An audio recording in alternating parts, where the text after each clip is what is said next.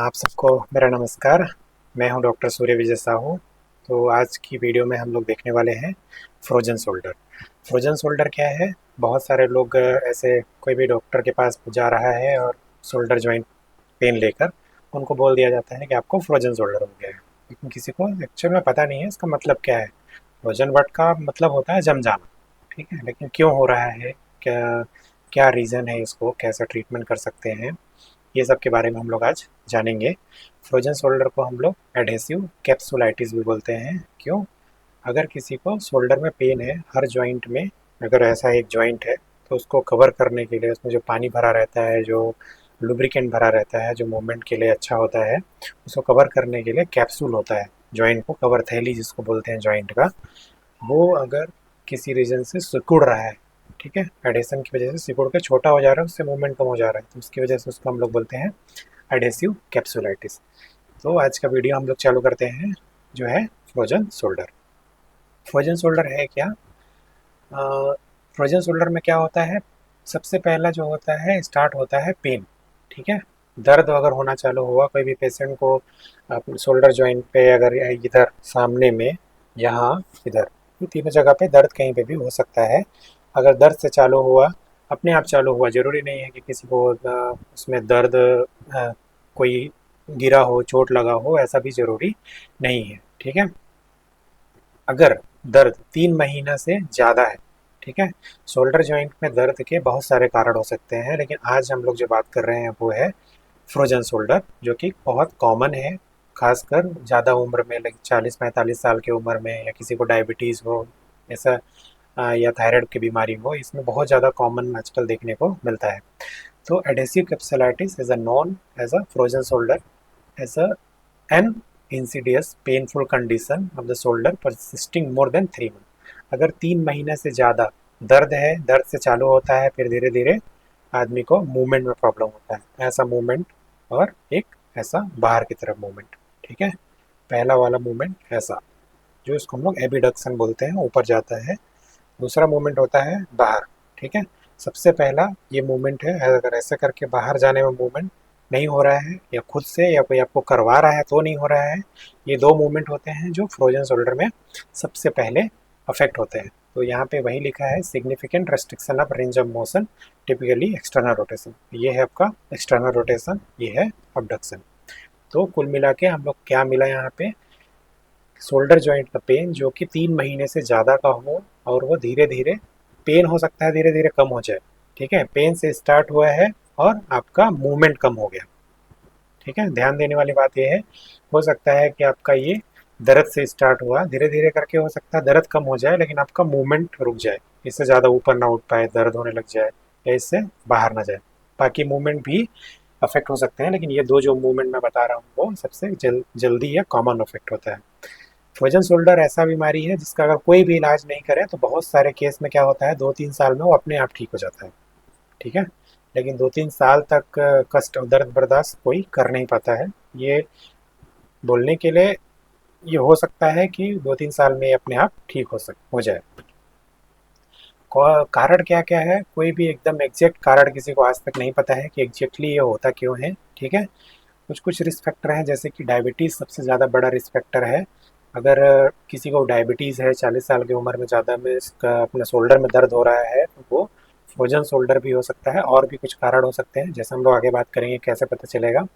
Frozen shoulder stroke, जिसको लकवा हम लोग बोलते हैं, उसमें भी ये हो सकता है, थायराइड डिसऑर्डर में भी हो सकता है, शोल्डर का कोई इंजरी है उसमें भी हो सकता है, लेकिन ज़रूरी नहीं है कि इंजरी के बाद ही ये हो, ठीक है। डिप्यूटेरेंट डिसीज़ एक बीमारी है जिसमें हम लोग को फिंगर जो है वो, जब फिंगर ये सब के जो हमने सॉफ्ट टिश्यू, फैट फैट का लेयर होता है, वो कॉन्ट्रैक्ट होने लगता है, फिंगर ऐसे मुड़ने लगता है, ठीक है। वो एक डिप्यूटेरेंट है, पार्किंसन डिसीज़ है, कैंसर है, कॉम्प्लेक्स रीजनल पेन सिंड्रोम, सीआरपीएस बोलते हैं इसको। ये किसी किसी ट्रामा के बाद ये सब चीज़ में होता है, जिसमें पेन होता है जो बर्दाश्त के बाहर होता है, और दवाई भी बहुत सारा चीज़ बहुत टाइम पे सीआरपीएस में काम नहीं करता है। ये सब कारण, अगर ये सब आपकी बीमारी अगर किसी को आपको है, लाइक डायबिटीज़ है, लकवा किसी को मारा है, थायराइड का बीमारी है, शोल्डर का पहले चोट लगा हुआ है, डिप्यूटेरेंट डिसीज़ है, पार्किंसन डिसीज़ है, कैंसर है या सीआरपीएस है, उसके साथ अगर आपको शोल्डर पेन आ रहा है तो आपको एक बार सोचना चाहिए कि उसको फ्रोजन शोल्डर हो सकता है। ठीक है। क्या होता है, सडन ऑनसेट का अचानक से चालू हो सकता है, एक ही टाइप, एक ही तरफ। जरूरी नहीं है कि फ्रोजन शोल्डर दोनों तरफ में होगा, जनरली यूनिलेटरल ही होता है। ठीक है। दोनों तरफ हो रहा है तो आप दूसरा डायग्नोसिस हो सकता है। तुरंत का स्टार्ट हुआ एक तरफ का शोल्डर का, मोस्ट कॉमन पेन होता है इधर। ठीक है, सामने में। अगर आपको कोई टच कर रहा है ऐसे, आप खुद ही आप टच करके देखो यहाँ पे आपको अगर ज़्यादा पेन हो रहा है तो ये टिपिकल सिम्टम्स होता है। और active external rotation and active abduction. और पेसिव मतलब होता है कोई आपको कर रहा है, जैसे डॉक्टर आपको मूव कर रहा है तो भी नहीं मूव हो रहा है, तो ये पेसिव मूवमेंट होता है। तो पहले एक्टिव, उसके बाद पेसिव। पेन के साथ साथ धीरे धीरे हो सकता है पेन आपका कम हो जाए। ठीक है। किसमें कॉमन होता है, देखिए एडेसिव कैप्सुलाइटिस अगर in up to 5% female are more are 4 time more often affected than men. ठीक है, 4 गुना ज़्यादा रिस्क है फीमेल में, ठीक है, मेल से। While the non dominant shoulder is more prone to be affected. अगर जो नॉन डोमिनेंट है, नॉन डोमिनेंट कहने का मतलब है अगर जैसे आप राइटी हैं, राइट हाथ से लिखने पढ़ने वाला काम करते हैं, तो जो कम काम करने वाला लेफ्ट हैंड है वो ज़्यादा अफेक्ट होता है। तो हमने क्या देखा, डायबिटीज़, थायराइड, दो कॉमन बीमारी है, उसके साथ साथ 40-45 साल की उम्र और फीमेल मतलब महिलाओं में होने का ज़्यादा चांस होता है। इसमें मैंने फ़ोटो में आपको मूवमेंट दिखाया है कि इसको कौन सा क्या मूवमेंट बोलते हैं। जैसे ये मूवमेंट है एबडक्शन, ये भी रेस्ट्रिक्ट होता है वर्जन शोल्डर में। ये मूवमेंट है आगे की तरफ ऐसा फ्लेक्शन, पीछे की तरफ हम लोग अगर ऐसे लेके जाएं तो एक्सटेंशन होता है। रोटेशन में ये इंटरनल रोटेशन होते हैं, अगर दोनों में करेंगे तो एक्सटर्नल रोटेशन ऐसा होता है बाहर की तरफ। ठीक है, होप कि मैं दिख रहा हूँ आपको।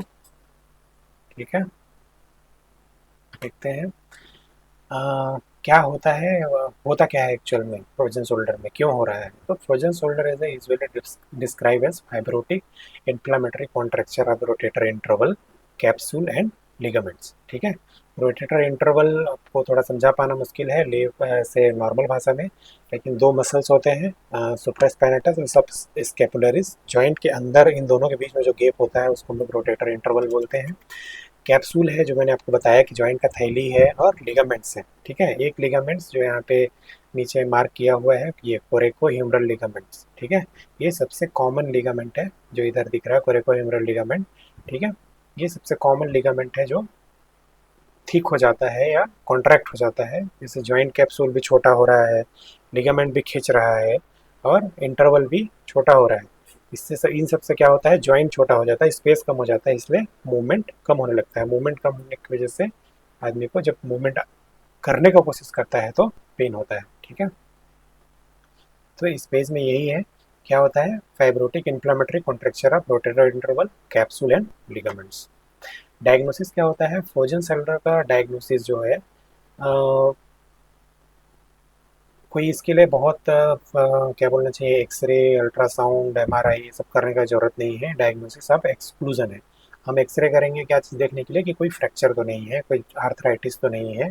ये सब देखने के लिए हम लोग फ्रैक्चर मतलब देखेंगे कि करके देखेंगे कि दूसरा और तो कुछ कारण नहीं है फ्रोजन शोल्डर के अलावा दर्द का। क्या होता है, हम लोग जैसे कोई पेशेंट आता है तो उससे हम लोग पूछते हैं, ठीक है, कि आपको ऐसे कपड़ा सुखाने के टाइम पे आपका हाथ ऊपर जाता है कि नहीं जाता है। अगर ऐसा में क्या देख रहे हैं हम लोग, कपड़ा सुखाने के टाइम क्या हो रहा है, एबडक्शन, हाथ अपना ऊपर उठ रहा है, तो इस समय कुछ प्रॉब्लम होता है कि नहीं। ठीक है, अगर कोई गाड़ी में बैठ रहा है तो ऐसे करके वो सीट बेल्ट उठा पाता है कि नहीं, ले पाता है कि नहीं ऐसे बांधने के लिए। ठीक है, patient suffer from restricted shoulder rotation resulting in difficulty in personal hygiene. ठीक है, बाल ऐसे बाल धोना, कंघी करना, ठीक है, क्लोथिंग, ब्रशिंग देयर हेयर, ये सब करने में भी अगर प्रॉब्लम हो रहा है, जैसे बाल धोना, कपड़े सुखाना, सीट बेल्ट लेना, ये सब हो सकता है। Another common concomitant condition with frozen shoulder is neck pain. ठीक है, फ्रोजन शोल्डर में क्या होता है, जब हम लोग बार बार अटेम्प्ट कर करके अगर हमारा शोल्डर मूव नहीं कर पाता, इसकी वजह से जो शोल्डर के आसपास के जो मसल हैं वो थक जाते हैं, उसकी वजह से वो शोल्डर का जो मसल है, आधा मसल स्पाइन से भी जुड़े हैं, इधर इधर से कुछ मसल जुड़ के आ रहे हैं जो शोल्डर तक आ रहे हैं, तो इसकी वजह से मसल्स में थकान हो जाता है, उसकी वजह से स्पाइन में भी लोड पड़ता है। उसकी वजह से क्या होता है, direct from overuse of cervical muscle to compensate the loss of shoulder motion, ठीक है। जब आदमी ऐसे करके मूव नहीं कर पाता है, जैसे नॉर्मल आदमी शोल्डर मूव करता है ऐसा, ठीक है। लेकिन अगर आदमी मूव नहीं कर पा रहा है यहाँ से, तो कैसे मूव करेगा, कुछ उठाना है तो वो ऐसे मूव करता है। इससे पूरा अपना शोल्डर से नेक तक प्रेशर पड़ता है, ठीक है। फ्रोजन शोल्डर जैसे मैंने बोला है क्लिनिकल डायग्नोसिस है। पेशेंट का हिस्ट्री कितना दिन से चालू हुआ, जैसे मैंने बताया 3 महीना पहले एग्जामिनेशन करके देखेंगे कि कहाँ कितना मूवमेंट है, कितना मूवमेंट नहीं आ रहा है। इमेजिंग जो मॉडलिटी है, कहने का मतलब एक्सरे, एमआरआई, ये सब बाकी चीज़ को, बाकी बीमारियों को नेगेटिव साबित करने के लिए है। कोई लेबोरेटरी इमेजिंग, एक कोई भी एक्सरे ब्लड टेस्ट ऐसा नहीं है जो एक बार करने से बता दे कि ये फ्रोजन शोल्डर है, ठीक है। तो फ्रोजन शोल्डर के लिए सिंपल सा है, क्लिनिकल डायग्नोसिस है। इसके लिए अगर डॉक्टर आपसे बात करता है, पूछता है कब से है, कैसा है, क्या प्रॉब्लम है, क्या उसको फाइंडिंग मिल रहा है एग्जामिनेशन से, इससे ही डायग्नोसिस बन जाएगा, ठीक है। चाहे जो फ्रोजन शोल्डर है उसमें 3 स्टेज होते हैं। पहला वाला जो है फ्रीजिंग, ठीक है। इनिशियल जो होता है पेनफुल होता है, ठीक है। पेन वर्स एट नाइट, है ना। शुरू में क्या होता है, जो दर्द होता है दर्द से ही स्टार्ट होगा और रात में वो दर्द ज़्यादा बढ़ जाता है। और जो आरो रेंज ऑफ मूवमेंट है, जो शोल्डर जॉइंट का मूवमेंट है वो कम हो जाता है। पहला स्टेज है फ्रीजिंग। दूसरा होता है फ्रोजन। फ्रोजन में क्या होता है, सेकेंड फेज है, जिसमें स्टिफनेस और जो मूवमेंट है वो मोशन तो लिमिटेशन रहता है, लेकिन धीरे धीरे पेन कम होते जाता है। जो पहला स्टेज है उससे पेन कम होगा, लेकिन रेस्ट्रिक्शन उतना है उससे ज़्यादा रहेगा, ठीक है। लास्ट है थॉइंग। थॉइंग क्या होता है, थर्ड रिकवरी फेज होता है। इसमें धीरे धीरे जो रेंज ऑफ मोशन है वो वापस आने लगता है इसमें, लेकिन 2 से 3 साल, किसी किसी में नहीं भी आए, जरूरी नहीं है, लेकिन मोस्ट ऑफ द केस में 2-3 साल में ये मूवमेंट वापस आ जाता है। ट्रीटमेंट क्या है, आपकी दर्द की दवाई ले सकते हैं आप कुछ दिन के लिए, दर्द को कम करने के लिए। फिजियोथेरेपी में अल्ट्रासाउंड थेरेपी होता है, वैक्स थेरेपी होता है, टेंस थेरेपी होता है, ये सब थेरेपी कर सकते हैं फिजियोथेरेपी में। स्ट्रेचिंग एक्सरसाइज हम लोग नेक्स्ट वीडियो में एक्सरसाइज बताएंगे कि फ्रोजन शोल्डर में क्या क्या एक्सरसाइज आप घर पे कर सकते हैं। इस ये सब करने के बाद अगर दवाई खा के देख लिया, फिजियोथेरेपी करा के देख लिया, एक्सरसाइज करके देख लिया, इस सब चीज़ में अगर भी, इस सब चीज़ करने के बाद भी अगर बेनिफिट नहीं मिल रहा है, तो हम लोग क्या कर सकते हैं, इंजेक्शन दे सकते हैं, ठीक है। 2 जगह पे इंजेक्शन दे सकते हैं। एक इसको एक्रोमियन बोलते हैं, जो उठा हुआ पार्ट रहता है, इसके नीचे दे सकते हैं, और शोल्डर जॉइंट में दे सकते हैं। स्टेरॉइड देने से क्या होता है, तुरंत पेन कम हो जाता है। तुरंत पेन कम होने से क्या फ़ायदा है, आदमी अपना मूवमेंट, जो एक्सरसाइज है वो अच्छे से कर पाएगा। एक्सरसाइज अच्छे से करने से स्ट्रेच होते हैं, जो अगर कैप्सूल छोटा हो रहा है, सिकुड़ रहा है, अगर दर्द की वजह से आदमी मूवमेंट नहीं कर पाता है पेशेंट, ठीक है। अगर स्टेरॉइड देने से क्या होगा, वो पेन चला जाएगा, इन्फ्लेमेशन चला जाएगा, मूवमेंट अच्छा कर पाएगा, उस जो सिकुड़ा हुआ पार्ट है वो स्ट्रेच अच्छा हो पाएगा। इससे क्या होगा, रिकवरी के चांस ज़्यादा होते हैं। अगर ये भी फेल हो जाता है, लाइक 6 मंथ आपने देख लिया है सब करके, तो हम लोग मैनिपुलेशन अंडर एनेस्थीसिया कर सकते हैं। आपको एनेस्थीसिया जैसे क्या बोल सकते हैं, बेहोश करके, ओटी में ले जाकर बेहोश करके आपको मूवमेंट, शोल्डर का मूवमेंट करके देख सकते हैं कितना मूवमेंट है। इससे जो क्या होता है, सारे मसल जो बेहोशी की हालत में सारे मसल रिलैक्स हो जाते हैं। इससे किसी भी जॉइंट में किसी भी रिस्ट्रिक्टेड मोशन को आराम से बढ़ाया जा सकता है, ठीक है। सबसे लास्ट ऑप्शन है आर्थ्रोस्कोपिक कैप्सुलर रिलीज। आर्थ्रोस्कोस जो आर्थ्रोलाइसिस है, जो भी अपना जॉइंट में रिस्ट्रिक्शन है, मूवमेंट में रिस्ट्रिक्शन है, जॉइंट जो पूरा सिकुड़ गया है, उसको हम लोग आर्थ्रोस्कोपी दूरबीन से जाके रिलीज कर सकते हैं, ठीक है। Arthroscopic capsular release. आप आर्थ्रोस्कोपिक में क्या क्या अच्छा होता है, इसमें कोई बहुत बड़ा चीरा नहीं लगता है, एकदम छोटे छोटे 10 mm में, ऐसे 1 सेंटीमीटर भी नहीं होता है वो, ठीक है। छोटे छोटे 2 इंसिजन देते हैं उसमें, फिर कैमरा ऐसे जैसे पोर्ट बना हुआ है, इसमें कैमरा लगा हुआ है, ये मशीन से हम लोग सेव कर रहे हैं, या फिर थर्मल डाइथर्मी जो होता है उस यूज़ होता है। एक वीडियो है, ठीक है। ये हमारी स्कोप है, ये हमारा बाइसेप्स का, बाइसेप्स टेंडन है जो ऊपर से नीचे आ रहा है, ठीक है। इसमें हम लोग देख रहे हैं ये जो कैप्सूल्स हैं, इनको जो जो भी कैप्सूल एकदम रेस्ट्रिक्ट हो गया है उसको हम लोग रिलीज़ करेंगे। अभी जो हम लोग देख पा रहे हैं इधर साइड, ये वाला जो एरिया है ये कैप्सूल, ठीक है। तो आर्थोस्कोपी है ऐसे एक बार में आपको समझाने से कि अंदर में क्या क्या दिख रहा है आपको नहीं समझ में आएगा।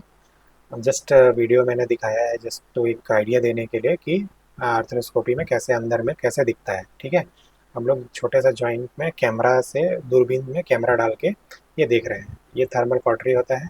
इधर जो भी चीज़ें हैं जो रिलीज़ करनी है उनको हम लोग डिब्राइड कर सकते हैं, जो भी चीज़ें अच्छी नहीं हैं उनको काट के निकाल सकते हैं। जैसे ये हम लोग कैप्सूल को रिलीज़ कर रहे हैं, ठीक है, ऐसा करके कैप्सूल को रिलीज़ कर सकते हैं।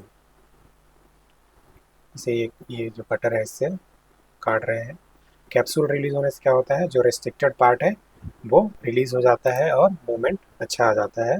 सबसे लास्ट रिजॉर्ट होता है और इसका अच्छा आउटकम होता है। अगर ये सब फेल हो जाता है, जैसे फिजियोथेरेपी और स्टेरॉयड इंजेक्शन, एनेस्थीसिया, मैनिपुलेशन, तो ये हम कर सकते हैं। इसका भी बाकी सबसे अगर वो सब फेल हो रहे हैं तो ये अच्छा रिजल्ट देता है। इस वीडियो में इतना ही। नेक्स्ट वीडियो में हम लोग देखेंगे कि क्या क्या एक्सरसाइज हम लोग कर सकते हैं फ्रोजन शोल्डर के लिए।